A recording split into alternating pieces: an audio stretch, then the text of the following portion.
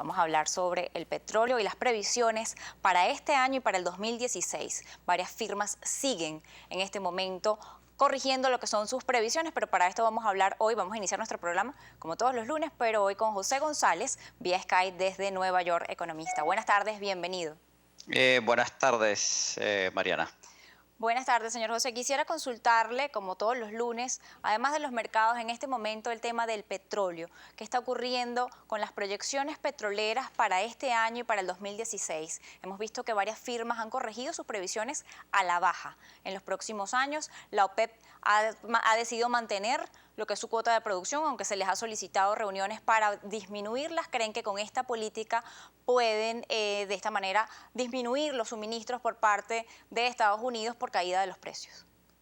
Sí, desde la semana pasada ya las firmas de banca de inversión empezaron a modificar sus perspectivas en términos del precio del petróleo hacia futuro. Y una de ellas, fundamental, Goldman Sachs, el viernes pasado, y sacó un reporte bastante extenso en el cual señala que la oferta de petróleo en el mercado sigue siendo bastante amplia y que eso va a seguir presionando los precios hacia abajo en virtud de que la demanda no se está reactivando por el entorno internacional y, como hemos señalado en ocasiones anteriores, por la timidez del crecimiento en los Estados Unidos. De hecho, Goldman Sachs prevé que el precio del petróleo se mantenga a niveles de $38 el barril para el WTI en el corto plazo, $43 promedio el próximo año, y que hay un riesgo menor, pero un riesgo de que el precio del barril para el marcador WTI podría llegar a los $20 en una situación inusual, pero no descartada completamente en el año 2016, y no espera que los precios vayan a subir, sino hasta el 2017.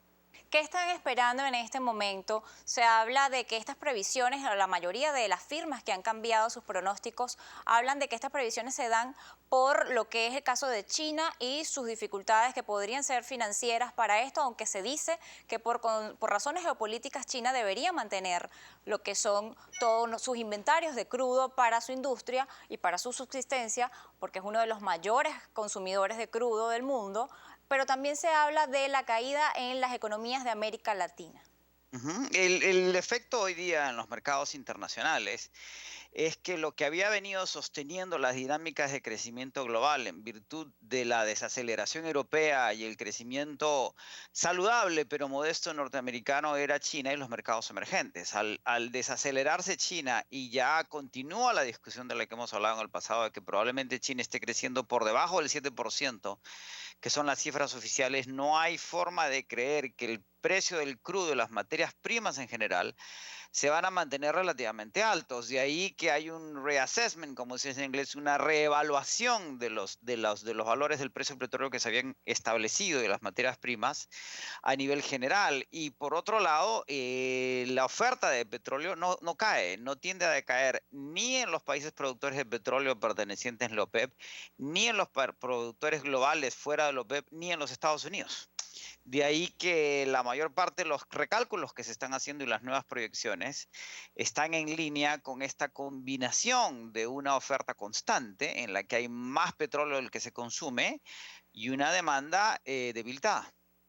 Para esta situación es una de las que se había presentado, pero también se había hablado del caso de Irán y el acuerdo nuclear que había firmado con los Estados Unidos. Ellos esperan la descongelación de sus bienes o de sus activos financieros que le aportarían unos 100.000 millones de dólares, pero también vimos, el día de hoy se conoció una información donde se habla de que en el presupuesto para el año 2016-2017, Irán también reduce lo que es la estimación del precio del barril de crudo y le da un máximo al 2017 de $50 por barril.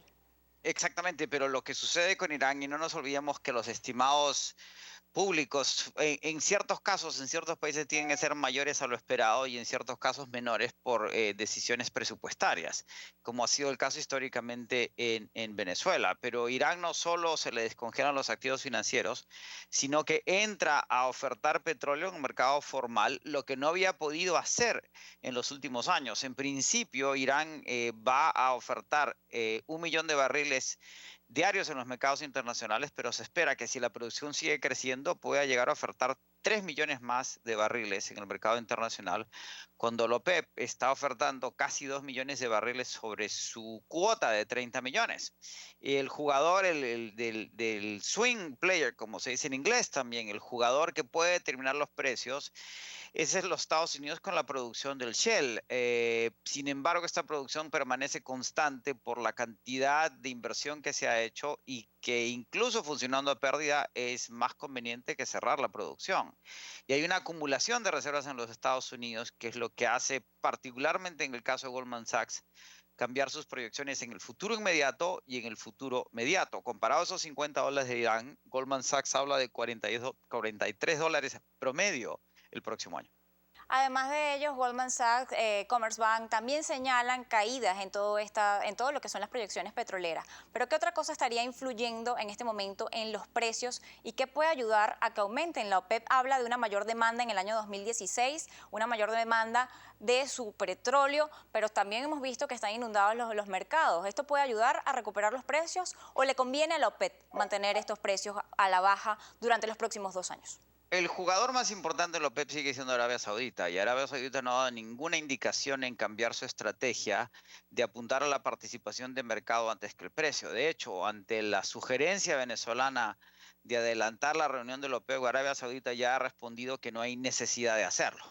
Y si bien parecieron haber indicaciones hace un par de semanas que Arabia Saudita podría estar reconsiderando su posición en términos de producción, el mercado está convencido que esa no es la situación. Además, por otro lado, porque en virtud de las tensiones que hay en Medio Oriente, Arabia Saudita necesita mantener su oferta petrolera y su venta para mantener su gasto fiscal y mantener en control cualquier problema social que enfrentaran si dejara de gastar en términos públicos de lo que gasta. De allí que en miras a que no hay una expectativa de recuperación económica global dinámica en el próximo año, que se mantengan los precios relativamente bajos. A esto contribuye, además, un dólar fortalecido que tiende a mantener el precio de los commodities bajos, y ese dólar fortalecido probablemente se mantenga en esos términos en la medida que un aumento de las tasas en los Estados Unidos es o bien inminente para un sector del mercado o no debería postergarse más allá de diciembre de este año o marzo del próximo año, en un contexto en el que la liquidez sigue en incremento en Japón, Europa y China, y esta diferencial entre tasas fortaleciéndose en los Estados Unidos y debilitadas en el resto del mundo contribuyan a que el dólar permanezca muy fuerte. Además de esto, entonces este precio le convendría a Arabia Saudita, sería Venezuela, Irán y los países efectivamente completamente dependientes del petróleo los que estarían afectados por el valor del barril, o es un tema de que Venezuela tiene un gasto muy superior al de estos países. A diferencia de Arabia Saudita, la producción venezolana ha decaído en los últimos años. Venezuela producía por encima de 3 millones de barriles y dependiendo con quién hable uno, los números son entre 2,5 y 2,9 millones de barriles al día actualmente. Por otro lado, la productividad y la eficiencia de PDVSA ha decaído, y por un tercer lado, Venezuela ha adquirido préstamos con China que se pagan en petróleo. Es decir, la porción de mercado de producción venezolana es inferior a la de Arabia Saudita, que se ha mantenido estable o creciendo, porque esa nueva sobrecuota de OPEP es fundamentalmente Arabia Saudita. Y los productores que no están en la OPEP siguen vendiendo la mayor cantidad de petróleo posible, porque aquí la apuesta es a flujos de caja. Entonces, ¿quiénes son los más afectados? Los que son monodependientes, como es el caso de Venezuela e incluso Ecuador, que está buscando o bien implementar un ajuste o incrementar sus niveles de deuda para compensar lo que es la caída del ingreso en el petróleo, del cual Ecuador sigue dependiendo o depende en una porción significativa. Esta semana también está, y es noticia, la posibilidad de la alza de las tasas de interés en Estados Unidos. Quisiera que nos diga qué se espera. De acuerdo a los analistas de mercado, no queda claro si las tasas van a subir o no. Los analistas apuestan 50-50 que las tasas suben este jueves, después de 6 años de permanecer en cero y de 8 años de no haber subido. Sin embargo, los futuros de las bolsas indican que la posibilidad solo es del 25%. La decisión es de la Fed en términos de lo que mantengan los indicadores económicos, pero el mercado está esperando con mucha volatilidad en estos días una decisión positiva o negativa. ¿Cuánto podría ser el máximo al que podrían subir estas tasas? La Reserva Federal no ha indicado el número, pero la presidenta de la Reserva Federal ha mantenido sistemáticamente que lo importante no es el aumento, sino la trayectoria. Es decir, después de este primer aumento, ¿cómo van a venir los aumentos? La expectativa es que sean 25 puntos básicos, 0.25%, y que vayan subiendo probablemente cada 3 meses, es entre 0.15 y 0.25, hasta llegar al nivel de una tasa normal que debería ser por encima del 2% en los próximos 3 años. ¿Esto va a afectar la cotización de los bonos venezolanos? En este momento, hoy caían. Hoy cae la correlación entre los bonos venezolanos y el precio del petróleo es muy estrecha. Y en cuanto suban las tasas, lo que se espera es una realocación de riesgos que van a afectar los mercados emergentes en general. Sin embargo, en la medida que los bonos venezolanos transan en una tasa de descuento significativa, es difícil creer que vayan a caer mucho más. Sin embargo, en lo que nos acerquemos a fines de este año, a las elecciones de diciembre, en lo que empieza el 2016, los nervios podrían retornar porque el mercado asume que Venezuela tiene suficientes recursos para pagar este año, pero el próximo año entramos en un proceso de incógnitas. Entonces quiere decir que hay menos temor de que Venezuela no pudiese honrar sus compromisos. Sin embargo, en el mercado pueden realojarse la cantidad según los riesgos de cada uno, a pesar de que la tasa de interés de Estados Unidos sea mucho más baja que la tasa de rentabilidad que tienen los bonos venezolanos. Sin duda, porque en la ecuación riesgo-retorno, los inversionistas están dispuestos a recibir menor retorno en la medida que el riesgo que manejen, como los bonos de la Reserva Federal, sean AAA+. Y con una subida de 0.25% que parece marginal, en los volúmenes que se manejan en ciertos portafolios de inversión hay realocaciones, se realinean. Vendo Venezuela, vendo Ecuador, vendo Brasil y compro más deuda norteamericana. De alguna forma esa ecuación, ese rebalanceo de activos que suele suceder cada trimestre, debería afectar las carteras de inversión, que es lo que estamos viendo, la volatilidad de los mercados. Si suben las tasas de interés el jueves, vamos a tener volatilidad. Y si no suben, vamos a tener volatilidad. La volatilidad es un mercado tratando de encontrar su mejor espacio de cara a una situación cambiante.